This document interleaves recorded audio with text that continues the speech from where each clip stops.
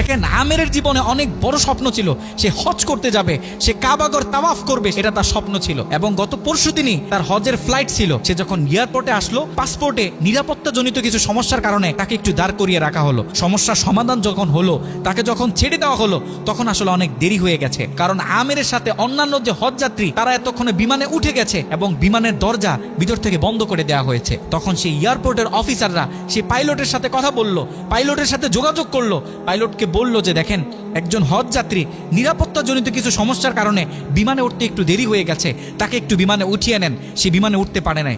তখন পাইলট স্পষ্ট বলেছে যেই বিমানের দরজা একবার বন্ধ হয়ে গেছে সেই বিমানের দরজা দ্বিতীয়বার কারোর জন্য আর খোলা হবে না। কথা বলে পাইলট বিমানটা আকাশে ফ্লাই করলো। সেই অফিসাররা তখন আমেরকে বুঝাইতেছে, দেখো বিমান তো চলে গেছে, তুমি আর যেতে পারবে না, তুমি বাড়িতে চলে যাও, নেক্সট টাইমে তুমি হজে যাওয়ার জন্য ট্রাই করো। তখন সে আমাদের মুসলিম ভাই, সে হজ যাত্রী, সে কি বলেছে জানেন? সে বলেছে আমি আমার রবের উপর পরিপূর্ণ তাকওয়া রাখলাম, আমি আমার রবের উপর পরিপূর্ণ আস্থা রাখলাম, আমি হজ করেই বাড়িতে ফিরবো, হজ না করে আমি বাড়িতে ফিরবো না। কথা বলে সে এয়ারপোর্টে দাঁড়িয়ে রইল। ঠিক কতক্ষণ পর সেই বিমান থেকে এয়ারপোর্টে মেসেজ করা হলো যে বিমানের ভিতরে যান্ত্রিক সমস্যা দেখা গিয়েছে, খুব ইমার্জেন্সি বিমানটা সেই এয়ারপোর্টে ল্যান্ড করতে হবে। বিমানটা যখন এয়ারপোর্টে ল্যান্ড করা হলো, যান্ত্রিক যে ত্রুটি, এই ত্রুটিগুলো যখন সমস্যা সমাধান করা হচ্ছে, তখন সেই অফিসাররা সেই পাইলটের সাথে কথা বলেছে যে দেখেন কোনোভাবে এই যাত্রীটা একটু নেওয়া যায় কিনা, সে তো হজ করার উদ্দেশ্যে বাড়ি থেকে বের হয়েছে, সে তো বাড়িতে যেতে চাচ্ছে না, হজ না করে তাকে একটু নিয়ে নেন। তখনও সে পাইলট বলেছে যে না।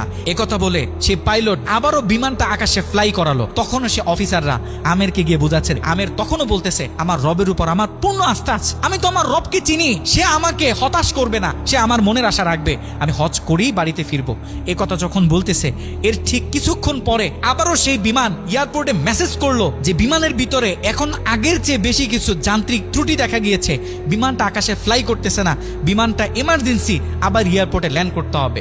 বিমানটা যখন এয়ারপোর্টে ল্যান্ড করলো, তখন সে পাইলট নিজে বিমান থেকে নেমে সে অফিসারদেরকে বলতেছে সে হজ যাত্রী কই, যাকে ছাড়া আমরা মক্কার উদ্দেশ্যে রওনা দিলাম, তাকে আমার হাতে তুলে দেন। আমি যতটুকু বুঝতেছি তাকে ছাড়া এই বিমান যতবারই আমরা আকাশে ফ্লাই করব, মক্কার উদ্দেশ্যে রওনা হব, আমার মনে হয় না যে এই বিমান স্বাভাবিকভাবে মক্কাতে গিয়ে পৌঁছাবে। তখন সে পাইলট সে আমেরের হাত ধরে নিজে নিয়ে সে বিমানের ভিতরে বসিয়ে দিল। দেখেন আল্লাহ পাক তো স্পষ্ট বলতেছে ওয়ামাই ইয়াতাওয়াক্কাল আলাল্লাহি ফাহুয়া হাসবুহ, যে আমি আল্লাহর উপর তাওয়াক্কুল করবে তার জন্য আমি যথেষ্ট, যত বড় বিপদ হোক। যখন আপনি আল্লাহর উপর তাওয়াক্কুল করবেন, তখন আল্লাহ পাকের পক্ষ থেকে আপনার উপর যে বারাকা, যে ব্লেসিং গুলো আছে, এগুলো তখন আল্লাহ পাক বাড়িয়ে দিবে।